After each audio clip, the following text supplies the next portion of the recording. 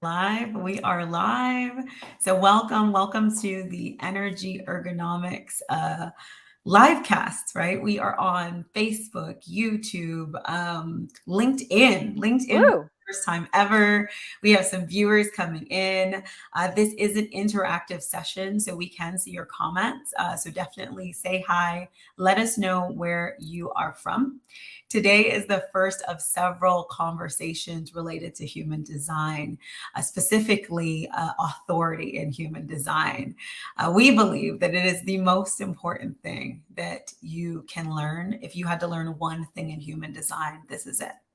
And I should probably introduce myself a little bit. I will talk about myself more. My name is Mélissa Peng.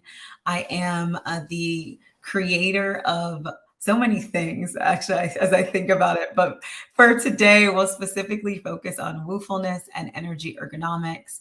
Everything we do here is to help you get re-centered, connected to yourself, for you to come home to yourself, so that in that knowledge of self, we can extend that compassion, that learning to others. And then we can create better worlds, better systems that work better and are more inclusive. So that's the short version of it. I'll tell you more when I introduce myself more, but we already have Jaclyn here. I already have her up. I have you doing the head nod, Jaclyn. Yep. It's the equivalent of the podcaster. Yes, yes. I'm sorry. You're But good. Jaclyn Michelle is here from Interior Creature. It's a big deal for me actually to have you here. And I know you will have a slide. You're going to introduce yourself. But I wanted to say that for me, Jaclyn came to me at the beginning of my human design journey. I have been on a now 12-month long experiment. First, I was like, I'm going to do this for, I think I said 100 days. Mm. I will follow my authority. And this choice has led me on an entire journey of finding myself and finding all the pieces of myself and of my ancestry in a big way. As Jaclyn knows, I have completely changed everything in my life, my business. This channel is new, by the way. So like and subscribe, right? We've just started this. And this is the first in so much goodness that's coming from this collaboration. But why I wanted to call this out is because it's not often that you see two women coming together who do a very similar thing, and who have competitive products. We are very different, but we don't believe in that. We're here for collaboration. We're here to give you diverse viewpoints on the same topic, essentially. And we're starting a new thing. And so we appreciate you being here for this day. And with that, I'm going to leave it to Jaclyn to kick us off on emotional authority. And then I'll be back later to share on tips on how to make it real. All right. Awesome. So I'm going to share my screen because my love language is PowerPoint. So I and Keynote. I'm not, preferred. I don't have a preference of either one. Hey, But let me share my screen. Here we go. oops. And can you see it? You are all good. We can Awesome. hear you. I can Perfect. hear you. If y'all are here with us, definitely post in the chat. Let us know that you Mhm. can hear Jaclyn and see Jaclyn as well. Perfect. Awesome. So I wanted to just introduce myself really quickly before we go into the emotional authority. So my name is Jaclyn Michelle. In 2018, I started my blog Interior Creature. It's a popular human design resource. Got tons of blog posts. Basically, I started it because I needed to tools myself to kind of figure out my own journey for, you know, to get back to myself. Basically, I had spent a lot of time in a corporate situation that just did not feel aligned and felt super out of balance. And I needed something because I've always been very spiritual, very esoteric, very into all of this. I was looking for some sort of system that would support me figuring out how to come home to myself because I had found myself in a situation that just felt very unaligned and antithetical to who I was. So as I was kind of learning human design myself, I decided to start a blog that would create a resource that brought the system into like very practical, actionable language. Because when I was starting out, that thing didn't exist. Now, luckily, there are so many people out there talking about human design with from so many different diverse viewpoints, which is why I love collaborating with Mélissa. But anyway, so Interior Creature helps about 20 to 30,000 folks a month start to just that process of understanding what is human design, where does it come from? And around that time, I opened my digital doors and I started giving readings. So I've given about 2,000-ish readings since 2018. And I've also kind of expanded over the past year or two to offer a bunch of different entry points into systems like human design, the gene keys, astrology, with the specific focus of shadow work and deconditioning. So right now, I offer readings at 3 different entry points to make sure I'm meeting people where they are in terms of their human design journey. I have folks who come to me who are brand new to the system, and I love being that first introduction. I also have folks who've been studying it for a while that kind of hit a roadblock when it got to some of those more kind of intensive elements. So there's different entry points to kind of come in and start that conversation. I teach classes to teach you the human design system. There's a community that's launching actually this weekend called Catalyst, where we are kind of coming together and digging into these systems that we can use to, start just again finding that realignment and finding that purpose and anchoring ourselves, so we can be the best version of ourselves as we walk through the world. And then I have a program called the Karmic Studies Elevator, where we really do that intensive, deep work of shadow work and deconditioning in community. If you already know a little bit about human design and you're like, who is this person talking to me? I always like to share mine. I'm a generator. I have sacral authority, but I have kind of a weird chart because it's predominantly open. So I always joke that I'm the projectors generator, in that I have a lot of that. A lot of the traits that we associate with projectors actually are very present in my chart. And I'm a 1-3, which again, if you understand that my love language is PowerPoint, that does not surprise you. And I have the right angle cross of the Garden of Eden. So last little thing about me before we dig in, and I just wanted to kind of call this out. I am obsessed with rescue dogs. Mélissa knows that is one of my passions. I have 3. So if you happen to hear any sort of grunting, snorting, barking in the background, it's probably one of my 3 little guys, Misha, Joe, and Murphy. You may hear them in the background. They mean no harm. They just get very excited about human design and want to share in this process with us. Okay, so enough about me. What you came here to hear about today is emotional authority, what it is, how we utilize it, etc. So I'm, as the 1-3, I'm the nerd. I'm going to take care of the what is it and kind of set you up for success. So when Mélissa digs into the how to actually activate it, align to it, utilize it, like you have a good foundational understanding. So emotional authority. One of the basic tenets of human design is this idea of trying to basically decondition the way that we make decisions. So many of us, from the time that we were little, we're not given kind of guidance around like following our intuition. Like personally, I was raised by an accountant and a professor, and they're very pragmatic people. They're very thoughtful people, and they're very big on like, make a pros and cons list, rationalize it, think it through, use people as sounding boards. It was very intellectual when it came to decision making. The challenge for me then is like, well, that's actually not how I'm wired according to human design. I'm wired to make very intuitive decisions. So one of the premises of human design is actually the vast majority of people out there, with the exception of 2 different types in human design, have an authority which is anchored in the body. And we've have this conditioning that when we go to make a decision, we're supposed to rationalize it, etc., when actually we're supposed to tap into our intuitive voice.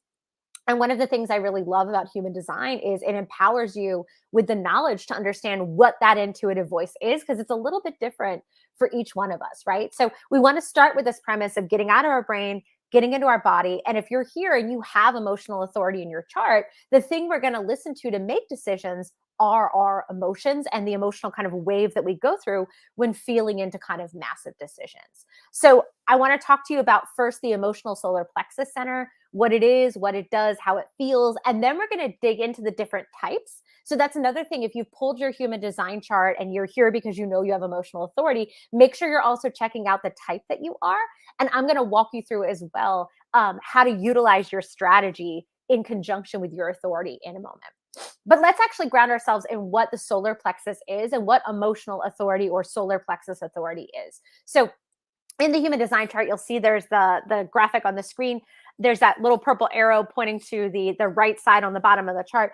That center is called the solar plexus. I always like to remind people it's metaphorical, not physical. I know that's not where the actual solar plexus lives in the body. It's a metaphor.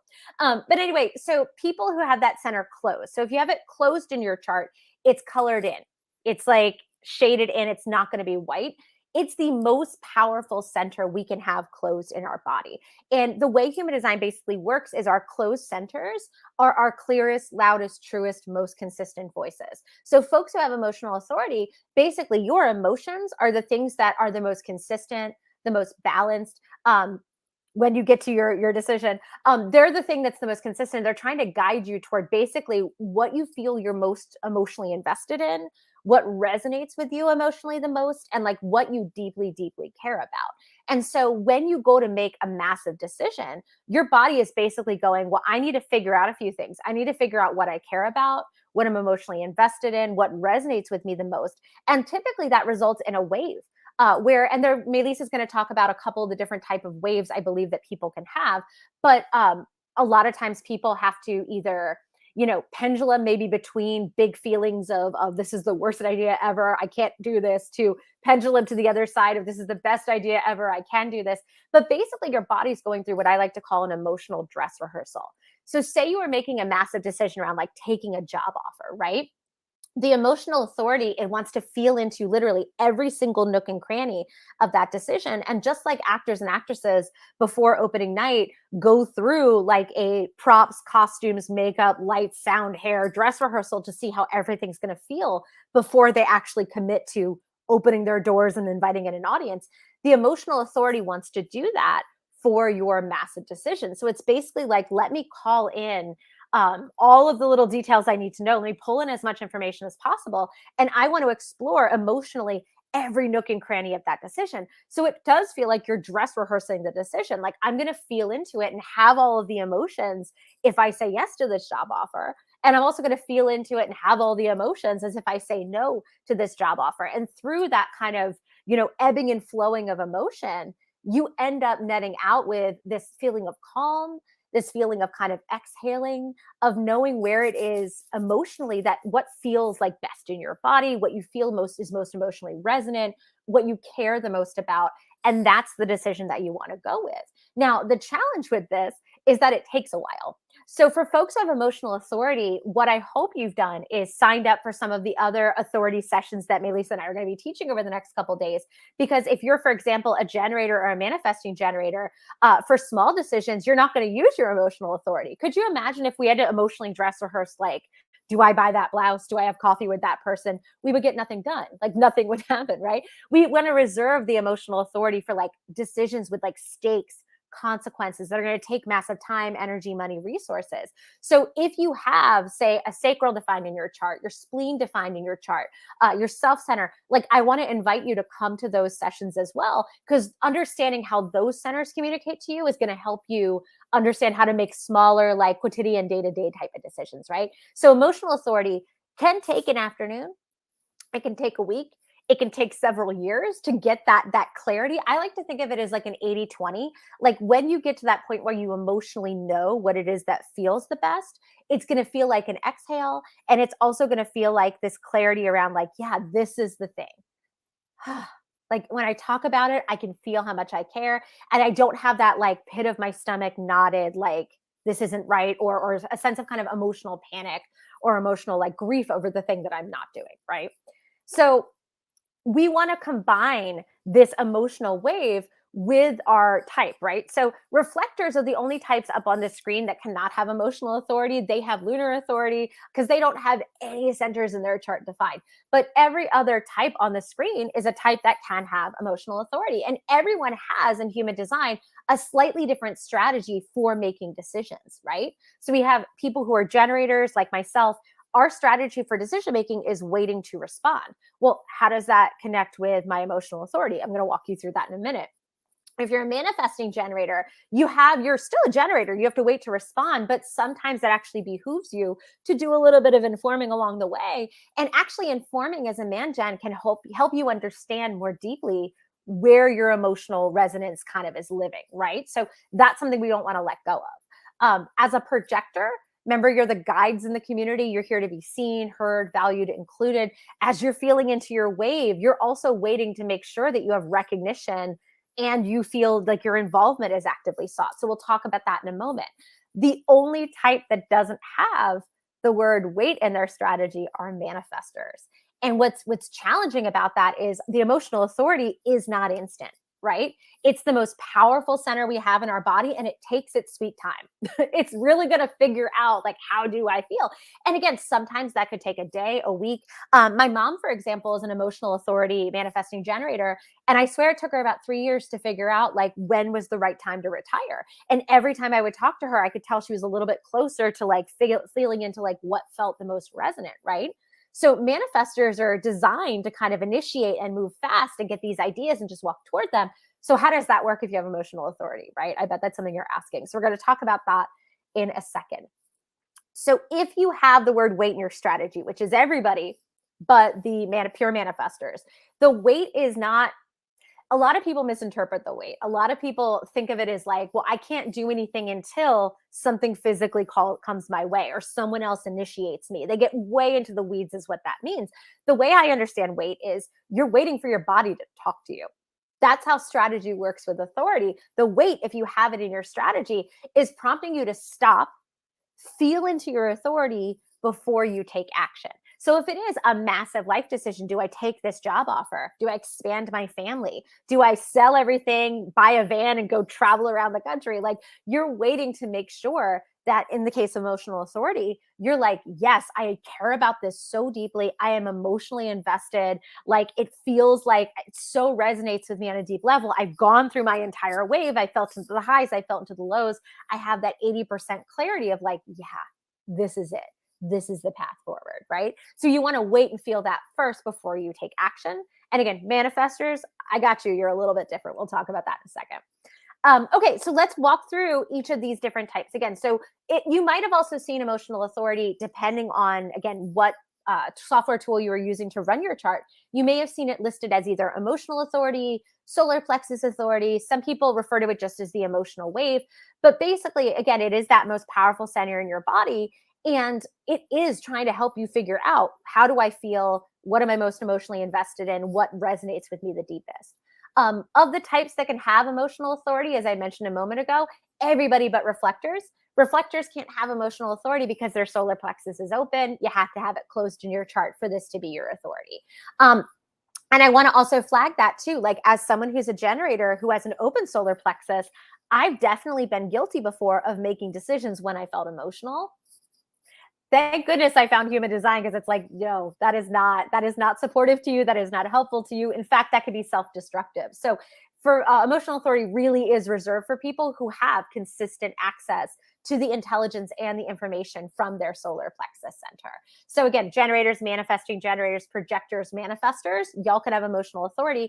And again, like I mentioned a moment ago, we only want to utilize it for massive decisions because it can take so long. And you're the only arbiter and kind of decider of what a massive decision is for you. Something that feels minor to someone else might feel major to you. So the dipstick I normally use is I look for like time, energy, money, resources. If it's asking for a big commitment of any of those things, then I think it's worthy of really digging into your emotions and how do I feel about this? And how is it going to, how is that emotional either connection or disconnection going to impact my ability to follow through? Because what's cool is the emotional authority and the solar plexus is an energy center. It's one of 4 we have in our body. And so that energy is going to power your ability to commit and follow through in that decision. So just like we think of the sacral as a battery, it's like, energy for everything we're doing each day. The emotional authority is like, yeah, and if I care, I can amplify that energy even more, right? Okay, so we're going to use it for massive decisions only. If you're a generator or you're a manifesting generator, what you're doing for the strategy, maybe your strategy is the way to respond, you're going to wait, feel your wave, let it pass, and you're looking for about 80% certainty. So when you're talking about your decision with like a trusted friend, a family member, it's going to feel like an exhale. It's going to feel like this very clear, like, yeah, this is it. This feels good in my body. If they tell you you're wrong and you should be doing something else, it's going to feel like a gut punch. It's going to feel like maybe a personal attack. Like you're going to feel emotionally like, ooh, that your body's going to kind of reject it, right? But you want to get clear on your feelings first. And again, it depends on how your centers are wired. Again, some people find, helping like discussions with other people as a way to figure out how they feel. I have a really good friend with emotional authority who journals. And she's really good at kind of like just putting it all on the page, and that gives structures to her emotions. But again, whatever your kind of tactic is for allowing your body to feel all your feelings without judgment, without trying to suppress them, without trying to rush them, just letting your body feel how it needs to feel. Once you've got that kind of exhale, like this feels good in my body, this is what I care about, then you can take action and respond by either like addressing the need, filling the void, answering the question, whatever it is that needs to happen next. If you're a projector, it's a little bit different. You're checking in at several different points. So projectors, remember, are our guides, whereas man-gens and generators are the doers. They're the builders, the creators, the accomplishers. The projectors are the folks that guide that work, right? So for them to be impactful and effective as a guide, they basically need to make sure they are seen, heard, valued, and included. So they're checking in with their emotions multiple times throughout the decision-making process. So if it's like, again, a job offer they were offered, they have to ask themselves like, okay, on this team, through this interview process, do I feel emotionally invested in these people? In this opportunity, in this situation? Do I feel seen, heard, valued, included? And when I go to like, once the invitation is extended, like, do I feel emotionally invested in the outcome? Like, again, do I feel like my involvement is actively sought? How do I feel about that? So you're really kind of trying to anchor yourself in your emotions. That's why for projectors, I always tell them, like, if you have a decision to make, like a job offer, ask for that time to emotionally process, to really anchor yourself in your feelings without feeling like rushed. Like snap decisions, unfortunately, I know the world is really wired to want everything yesterday, but projectors with emotional authority need that breath, that space, that time, and you deserve that breath, that space, that time to know how you feel and allow yourself to kind of be there, right? And you're looking, again, same with the manifesting generators and the generators, you're looking for emotional investment, emotional resonance with the people, the opportunity, the circumstances. Like really try to feel into every nook and cranny of that decision. Like, how is the commute? Am I emotionally invested in that? The team, our goals, what I'm going to be doing each day. Like, do I care? For pure manifestors, we're going to talk about that in a second. I forgot that, jumped on the bottom of the screen there. For pure manifestors, you're using your strategy of informing as a tool to navigate your wave. So you might want to take some time by yourself first, and just kind of like figure out what's your initial kind of feeling about the thing. What do you care about? What feels most resonant? Again, you might want to look to some of your other defined centers to see if you have like in a moment, like an immediate in the moment guiding kind of yes or no. And then as you're taking kind of micro steps toward that thing, right? Like maybe you're asking more questions of the hiring manager if it's the, job offer scenario. Maybe you're talking with friends and family. When you tell people, hey, I got offered this job, I'm thinking of taking it, your body is going to have an emotional response to that, right? You're going to feel certain feelings because there's something about manifestors that's really magical is when because the throat's the seat of manifestation, right? And we know manifestors have energy connected to that specific center. So it could be emotional energy from the solar plexus through a channel. It could be from the heart center. But basically it's like your desire or your emotional investment, like helping to aim and power your manifestation, right? Where your thoughts become words, become actions, etc. So as you're telling people either I'm not going to take this job or I'm totally going to take this job, check in with yourself. How do I feel? Like, is it, am I tumultuous through this wave? Are you feeling sort of an expansive feeling in your body of excitement? Are you feeling a contraction of like, ooh, this does not feel good in my body? Check in with how you're feeling as you're telling people. And like, again, watch the language you're using. Like if your language is further to the commitment to it and it doesn't feel good in your body, maybe you're not done the wave yet. So the same kind of rules apply. You really want to allow yourself to feel all your feelings, and you want to be intentional about who you're telling, how much you're telling, and how you're telling it to them, so that you feel like you have the freedom and the independence to really allow your wave to guide you and not feeling like beholden to the first thing you said. Because again, as the emotions are processing, your yes and no is going to be all over the map for a while, potentially. I mean, some people have tiny little ebbs and flows to their wave. My really close friend with emotional authority, it is like massive pendulum swings where it's like, this is the worst job offer ever. And the next day, this is the best job offer ever. And you need to allow yourself to feel all of that. It's almost like your body needs to feel all of the things to figure out what feels good and what doesn't. And again, what action, as you're taking those micro actions, are eliciting the most emotional connection and the most emotional resonance, the most emotional, like, yeah, this is it. So you're looking for those kind of cues as you're going through. And then final thing before I turn everything back to Mélissa, which I'm really excited for her to walk you through. Actually, we're going to stop for Q&A first. I forgot. We're going to do a little Q&A live, and then we're going to turn it over to Mélissa, and she's going to talk you through how to put all of this into action. But I did want to quickly address something called split, triple split, or quadruple split definition. If you have a center that's defined, like say, for example, you're a manifesting generator and you've got both, say, your sacral and your spleen defined as well. If you have emotional definition and you're trying to make a massive decision, look at where your splits are. Look at which centers are in conversation with others. And again, this might be something that I know there's resources on my website, on my YouTube channel. I actually have a whole video about how to like look at splits and definition and how to utilize it for decision making. But you want to basically look at the centers that are going to make really quick split in the moment messages to you about what's a yes and what's a no. Like the sacral does that, the spleen does that, the self and the heart are fairly quick as well. You know, you want to basically look at those little circuits and find out which centers are talking to each other. And we want to bring as many of those centers in conversation with the emotional authority as possible, especially if you're feeling torn. I always tell this story. I had a client a few years ago who was a nurse, and all of her colleagues really wanted her to take this promotion. And she has emotional authority, but she also has like a sacral that's not connected to her self center. And when she was with other people, because her self is open, they were telling her, this is your next step. This is what you should be doing. And in the moment, she was like, well, maybe I should be taking this promotion, this job that everyone else says I'm really great at. But when she got back in her own energy and like sat with what her sacral wanted and then really gave herself time to feel into it, she realized, actually, I'm not emotionally invested in that role. I'm not sacrally lit up by it. So, and what was helpful to her was talking to her partner who actually connects her sacral and her solar plexus together. And so it wasn't about her partner's take on it. It was more just being in her partner's energy allowed her body to kind of speak to her with one voice, as opposed to like maybe getting different messages from different centers. So again, we want to kind of just consider that. So I'm going to take off I'm going to stop sharing the screen, and yeah, let's turn it over. I think we're doing some questions and answers before we dig into. We'll take a couple of those before we dig into Mélissa with her actionable next steps. So thank you so much for that. I haven't seen any questions pop up in the chat. I know we've got some people from Illinois. I know we've got India in the house. Yay! So we are here. We're here to answer your questions. We have a little pause here to answer questions. I'll get into the action steps. We'll answer more questions.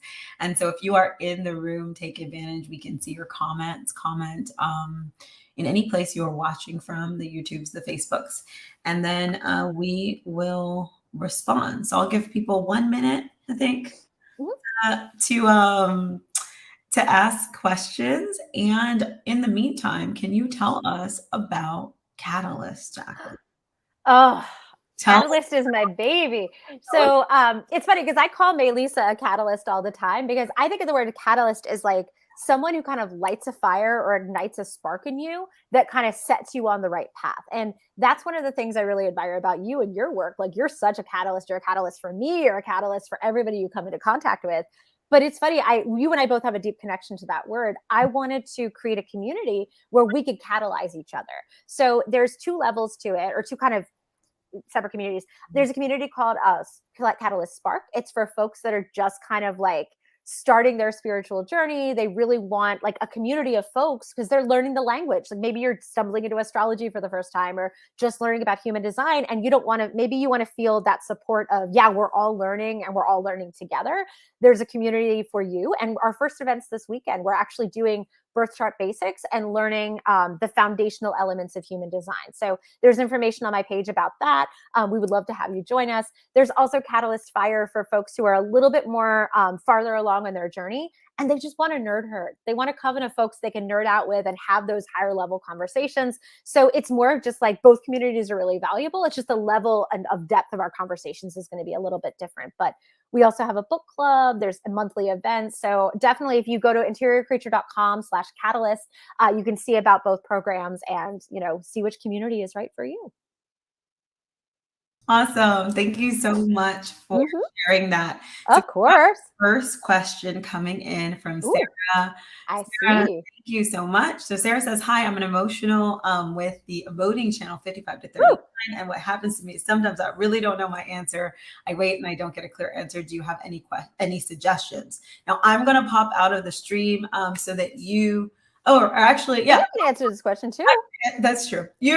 I was like, I'm pop out the stream, but actually, I'm gonna stay here. But you go first, Jaclyn. If I have anything to add, I'll chime in totally. Yeah. So one of the things that's really hi, Sarah. One of the things that I find, at least when I'm working with folks who have this channel, is this channel responds really well acoustically to having big discussions about, whatever the decision is, right? So it's interesting too, because the root center, having that thing defined, right? Your root loves a timeline. And what I find sometimes is that folks who have this center defined, need to feed it a whole bunch of different information, a lot of times through conversation, that are going to give your body something to respond to. Like the emotions need to feel into every nook and cranny. So we need to give it nooks and crannies to feel into. And then B, the root likes a deadline. So like my close friend who has this channel, if she knows like, oh, I need to accept this job offer by Thursday, that's going to help catalyze her into getting a clearer answer. So sometimes giving yourself like some sort of timeline, especially if it's an external deadline, can be really helpful to kind of almost like get your solar plexus juices emotionally flowing. Mm-hmm. Maybe that was a gross image, juices, but you know what I mean. Hey, I have 59, so I 55. I don't have the full 39 to 55, but I personally have the 55. And one of the things that I've learned to embrace over time is this emoting channel, and it comes with melancholy sometimes. Melancholy that can be deep. And so I'll go from like super happy to like in the depths of melancholy. I used to call her my artiste Mélissa. She's the one who liked to drink wine, smoke cigarettes by the window, and ponder about life and live in ennui. But she's also my most creative side. And so now when these moments come, when I have those dips and these ebbs into melancholy, I turn to my more creative skills and talents. And that actually will be supportive in getting me to answers. And so I don't know, Sarah, if you have like a creative hobby, a craft, a skill. If again, the acoustic thing is real, music is huge for me. And so for me, it's a mix of like making malas and listening to music, working on different parts of my being, but that will help me get a little bit more clarity when I'm in the part of that wave. But moodiness, emotions, passion comes with this, and I love it. So Sarah does have a hobby, and so I would say for this specific wave, which is very like it's an up and down situation, just know that like in those moments of melancholy, there is gold, and you can really leverage that. And so that might be it might be the moment to try those things, and those things may turn into the catalyst that does give you the answer. I think I want to piggyback on one thing you said too. Like one of the things I think is that shadow work specifically has taught me is like not censoring our emotions. Like if it feels safe to do so, like not trying to, because I know when I sometimes feel those lows, I'll try to stop it or I'll try to repress. And like that, just like Mélissa said, that's where the gold is. So if it feels safe to do so, giving yourself a container, a space where you're like, I'm going to go be sad. And that's okay. And like, I'm going to let whatever comes up come up, because there is so much. Yeah. So we don't want to like censor those parts of ourselves. Like, just like you said, it's just, there's beauty in there. Yeah. The other thing I want to say to you, and that's coming to me, is that sometimes we want to get a certain response. Like we want an outcome. Like we would like an answer to this. And this has been my journey as I've been going through the like following my authority. So I'm sacral, but following my authority has taken me on so many twists and turns.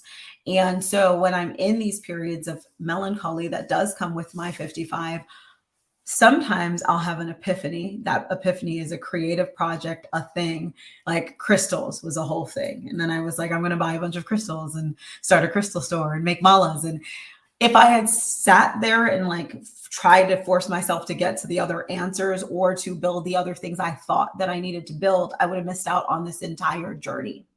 And so I would say that if you're sitting in your wave, trying to like just wait for an answer, some of that is like, I'm going to say something, but don't allow the waiting to turn into like inaction, meaning I don't want to say don't wait, but like don't wait to do other things in your life is what I'm saying. So, right. So don't allow that waiting to turn into inaction. Preach. Because that literally may be what you need to do in the moment. Like your authority may be taking you on a journey that you cannot see.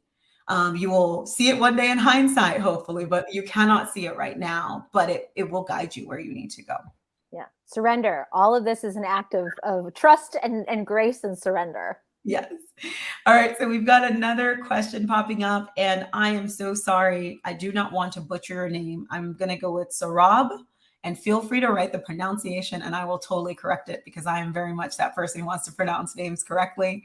And you're saying, I have a head on just solar plexus root defined, which is supposedly called a wide split, as I've heard. Any insights on that? Yeah. So you have if the head and the ajna are connected, but then obviously not the solar plexus root because we don't have anything connecting them together. What's beautiful is, remember, what's the first rule of human design? Get out of your brain, get into your body. The head and the ajna, whereas they are fantastic, they are also not, they're going to analyze us every which way till Sunday. Like they are there for, I like to call them, they're the execution and the logistics, not necessarily the decision makers, right? So I always tell people that's probably a really auspicious split to have because we don't need to bring these guys online until like it's time to like, until our solar plexus root, for example, kind of knows what it needs, has a little bit more clarity. In fact, like we're going to talk about this a little bit when we get to splenic authority.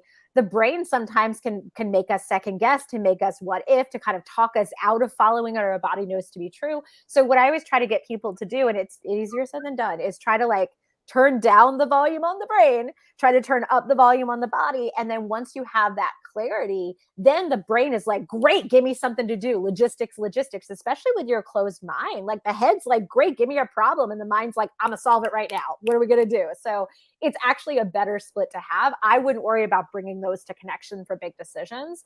Unless it truly, truly doesn't make sense to you. But like that's probably going to be very rare. That's my take. I love that. I love that.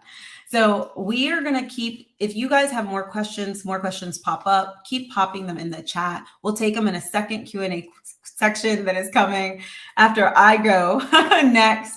And what we're going to be doing for those of y'all who are trying to figure out, should I stay tuned, is we're going to really talk about how to apply everything that Jaclyn just shared.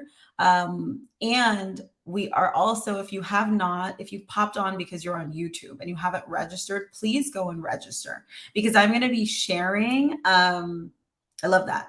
Sarah, we're going to go there. Sarah, yes. How can I turn down the brain and bring attention to the body? You're in the right place. We're going there right now. Yes. And so definitely make sure you register with your email because that's where you will receive these activities, these guided practices, and in detail. Because right now I'm going to go over the Clips Notes version for you. But if you're watching this, you're on YouTube and you're like, I need this in my life, make sure you go and register. And if you're watching this and this is past, don't worry. When you go to the registration page, you will be registering for the replays. All right. And seriously, what Mélissa created, I was like blown away when I saw it yesterday. Like you really want to get on that list. Like she has some amazing, like just action steps and resources for you. So she's going to catalyze you. So you got to get that email. Oh, thank you, Jaclyn. I'm going to pop Jaclyn out of the stream. But we will have her back at the end. Give her a little break. There we go. And I want to introduce myself. So one, thank you for being here with us. Thank you for being here with us for you and also just for humanity. I know that sounds really intense, but for me, the work we're doing, this idea of energy ergonomics, or even just finding your own home, is not just for us, but it's for a bigger and broader ability to create a world that is more inclusive and that is more compassionate. My name is Mélissa, so Mélissa, and I'm just going to introduce myself. If Jaclyn's love language is slides, my love language is websites and videos. And so you will see me giving you websites and videos. I love speaking. I am very much an auditory person, and yeah. And so I'm just going to introduce myself this way. I am Mélissa. I'm an MBA corporate escapee, is what I like to say. So I did my MIT. I did my MBA at MIT. I did the whole traditional route. I was in corporate for almost a decade, working at big brands, so NBC, Universal, Macy's, Hewlett Packard, and whatnot. And then at some point in time, I loved my job. So I loved marketing and I loved building businesses, but I didn't love the environment and it wasn't working for me. And in retrospect, I might still be there if I had understood human design. Who knows? Because there were so many things and so many ways in which people interpreted, viewed, etc. Me. And some of that was all the isms and all of the systematic issues we have in the US. But so much more of that was also like, I didn't have the ability to communicate myself. And if I could have, we might have been able to transcend that. So it doesn't make the world better, but it really could have made my world better. And so when I started, so I did the corporate path. I started working with women, specifically helping them launch their businesses in areas of their passion. And in that process, I started struggling as a manifesting generator who's multi-passionate and who has lots of energies. When I was bringing in different types of clients, namely the one I'm thinking about was a manifester. They couldn't necessarily, I could give them my energy for a time, but they couldn't necessarily keep up with my speed, the clip, the things we had planned. And so one of my manifestor clients came to me and started talking about her design. Now, mind you, she was using her design as an excuse. She would smile if she was listening to me right now, but I could not actually tell her anything because I didn't understand human design. So that's what brought me into the journey of learning human design. And since then, I've been living my design for the last 12 months. I've been focused on following my sacral at every turn. And it has brought me on lots of twists and turns. I ended up completely tearing down my business. I'm now building it back up in a very different way. I've invested so much more money than I would have anticipated on myself. Which was pure gold, right? But was also scary. And I've traveled the world and it's brought me on a journey to very critical places all over the world, like Jamaica, Tulum, back home to Miami. And in every place that I went to, I collected a piece of myself. And so now I can firmly say that I'm finishing this year whole, and whole with also all sorts of really cool and new nuggets. I now know that I was already a proud great-granddaughter, but I'm a proud great-granddaughter of a Jamaican medicine woman. I've learned about crystals. I've become a sound healer. I've been practicing vibrational sound therapy, somatic breathwork, qigong, yoga, and I'm just obsessed right now with helping humans find themselves, and then also find themselves in partnership as well. And so that is me. And that is why I'm here today. The other thing is I've always been obsessed with action.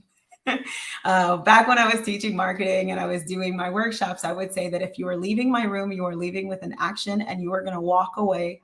And I would actually stand at the door and be like, you cannot leave until you give me an action. I was that person. And so we're going to do the same today. I know we've got 2 people at least who are interacting on the chat, but I see that there are more of you here. And so if you would love to message me before you leave and tell me what your action is going to be at the end of this, or DM either of us and let us know what you took from this, what your action is. We put a lot of time into these things and it's always beautiful to get feedback and also hear how people are using it. And so what I'm about to show you is your homework. So if you have, if you choose, if you like it, if it's aligned, and if you get the yes, okay? But it's your homework if you want homework. And the way you receive it is by making sure you're registered in email. So if you got emails from us today, you're already there. And I've just kind of skimmed this down for the purposes of our presentation, but it will be a lot more detailed when it comes through. And so we are working on easeful emotional authority. Let me get my screen in here. And so this is the Woofulness site you'll be redirected to. So we'll have the replay up here, and then all the beautifulness of your actions are going to be here. I've stripped out a lot of the text because it was kind of gnarly, but you'll have more text and some video. I decided I'm going to record some video, but we're going through 3 steps, right? We're going to feel, we're going to heal, and we're going to flow. And so feel, I want you to witness your wave, right? Our goal is to become the happy witness of your emotional wave. Your wave is beautiful. As I was reading the original transcripts, I nerd out on the transcripts from Ra'uruhu. There are many references to this idea of a flower blooming, right? And all of the stages and just kind of seeing that whole transition. And it was so romantic and beautiful as I was reading about it. And I was also, and I love flowers, y'all. I'm surrounded by flowers. And then I was thinking, that's your wave, right? It's this beautiful thing that is blooming. And it can be kind of obnoxious to watch a flower bloom. We like to watch it bloom very quickly, right? It can be kind of tricky to like sit there and watch it bloom. But if you can really get into it, it's just a moment. And so become the happy witness of your wave. So over the next 30 days, as decisions come your way, sit with them and start tracking your emotional wave. And so I have some clarity questions that I'm giving to you. So I'm going to give you a couple right now. What type of wave do I typically have? How does it feel to be in my wave? What type of resistance am I finding when I'm trying to follow my authority, whether it's from others or from myself? There's a tip here: find clues to your wave in your chart. And so when you get the final, when you do get the email, you'll see a little bit more detail here on the specific channels and the emotional hallmarks of each channel. We already talked about one, right? That 39 to 55, 22 to 12 also flows in that way. And that is the kind of bumpiness, right? But it's like you've got a kind and calm seas to bumpiness, and then kind and calm seas to bumpiness.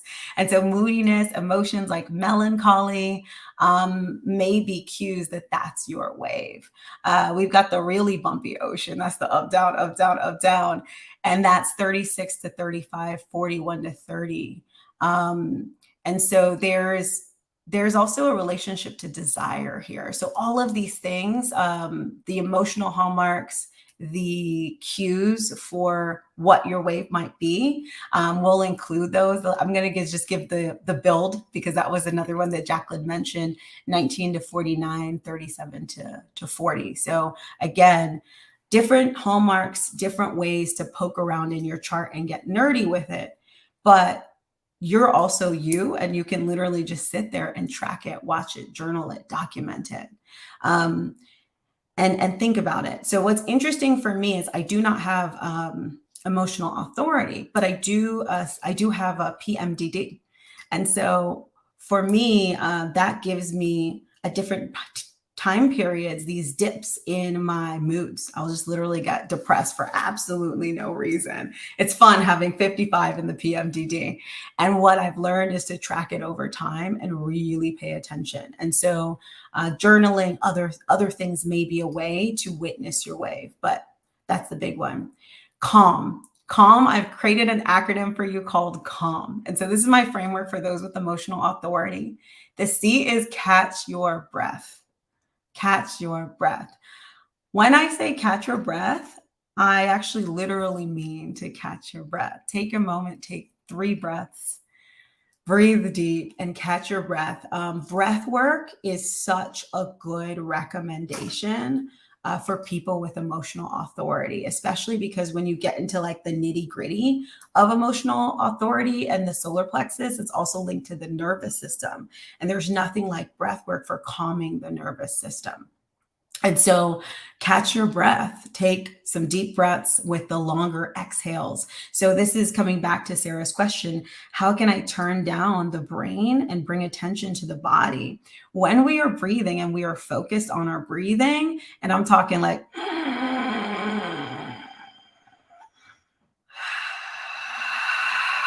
with a really long exhale, when we focus on breathing, it's very hard to keep anything else in your mind. And when you sit there and you might need to go 10, 30 breaths to get in it, but I love breath because meditation is sometimes harder for people to get with, but everybody can breathe, right? And so when we start with the breathing, it gets us back into our body. So catch your breath, get aligned in your body, listen for your truth. And then coming back to what Jaclyn said, make decisions only if you're at that 75 to 80%. And make a commitment to continue to surrender and to enjoy the flow as you watch it unfold. All right. So catch your breath, get aligned in your body, listen for your truth. If you find that you cannot be calm, it is not the moment to make a decision. So practice calm. Learn your unique full body yes. And so there's 3 pieces here, and I bolded clear of assumed, expected, and outcomes. I want to talk about that. So if this feels good, it feels good, right? I am calm. And then I'm clear of assumed expected outcomes. There's a little bit of, I feel like there's an elephant in the room because I just put that on the side. But so many times when we struggle to follow the guidance, it's in part because we're trying to hold on to a good emotion, right? Or we might be trying to like hide from confrontation or things that we may believe are a bad emotion. Both of those have an assumed outcome.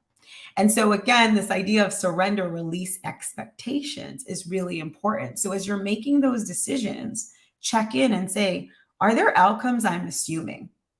Like, am I really like just thinking about this decision and just saying, okay, this is this decision. This is what I know is true in the now.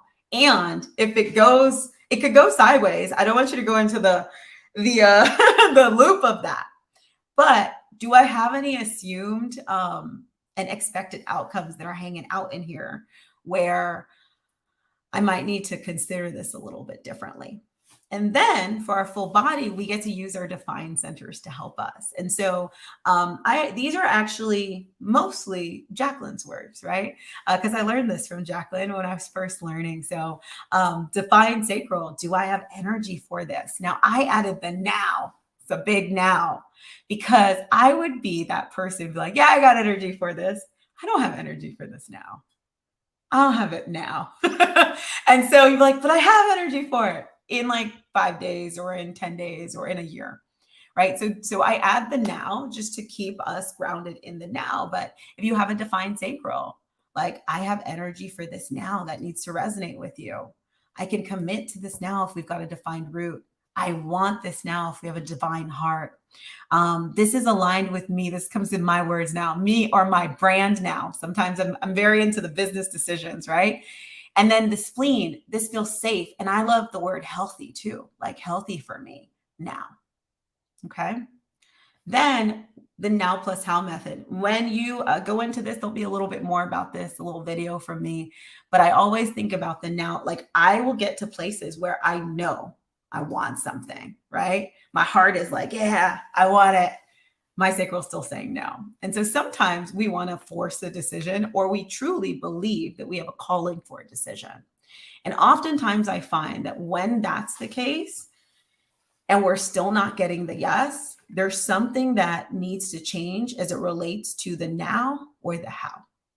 And so it might be a simple tweak of you swapping out a timeline or having a different conversation with a person, getting some clarifying answers.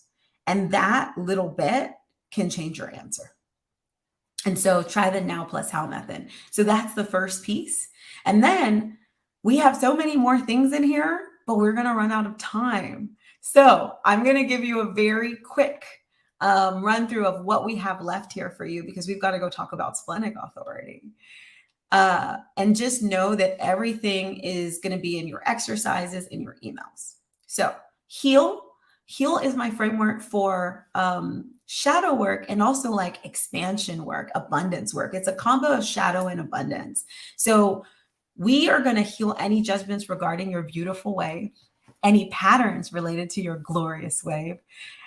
We're going to heal from experiences related to your fantastic wave, right? So patterns, experiences, judgments, these are places for us to do shadow work. Heal is my bigger framework. We hold space, we expand into the vision of what's possible. We take aligned action, and then we create practices to let it go, let it flow. So for each of these areas, there will be some prompts for you to work through the heal framework. And then flow. The ideas in these are a love letter to your emotional authority. I love doing these empowered love letters. I love writing first the real letter. How do you really feel about your emotional authority? And then adjusting it with positive language or abundant language, expansive language that really is where we want to get to. Okay. Create woofulness practices. Woofulness is woo-woo plus mindfulness. Okay. And so we're going to create practices that allow us to surrender and then anchor us in our truth. There is a truth here that when you actually follow your authority, you get better results. And so reminding yourself of that and where that has happened with a series of affirmations can be very helpful. And lastly, for energy ergonomics, this is kind of my business work section. Just know that when you have this type of authority, it's important to take it slow, especially in bigger partnerships. So long courtships are advisable. I feel like I'm talking from a different century. And make sure you have a communication plan, because your authority doesn't trump everybody else's. And so it's important to find ways to honor yourself and honor other people. And for emotional authority in particular, finding ways to be able to communicate this wave in advance so people know what's coming is super helpful. And so with that, I'm going to add Jaclyn back to the stream. I know we started a little late, and so I want to just, I don't see any questions popping in. I see some. So, Lisa, and anyone else who has questions. So the @handles that you see here are our Instagram handles. And so I, Lisa, am copy pasting your question. And definitely, if you're okay with it, I'm obsessed with like partnerships, so that's kind of fun. Definitely ping me that question on Instagram and we'll get back to you. If you're not on Instagram, I'm my name, Mélissa @curlyexecutive.com. So just add a .com to the end of it. All right. And then, yeah, that's pretty much it for this session. We are so happy that you were able to be with us today. And we look forward to, to getting deeper into this topic and deeper into other topics. I would just say one last thing, Lisa, I would say it's really important for anything as you are working with a partner to essentially have a plan. And so the one thing I would say is have a real conversation about what would be helpful in that communication. If your partner isn't already in tuned with their human design, I would say that's the discussion to start. And then I highly recommend both getting readings. When I first started, I got a reading with Jaclyn. I do partnership readings as well. And so I'll give you that as a little tidbit, and then definitely message me and I can tell you lots more. All right. We are sending you all so much love. We are going to be back in like 2 minutes for a splenic authority. And we look forward to continuing to do this. Thank you so much.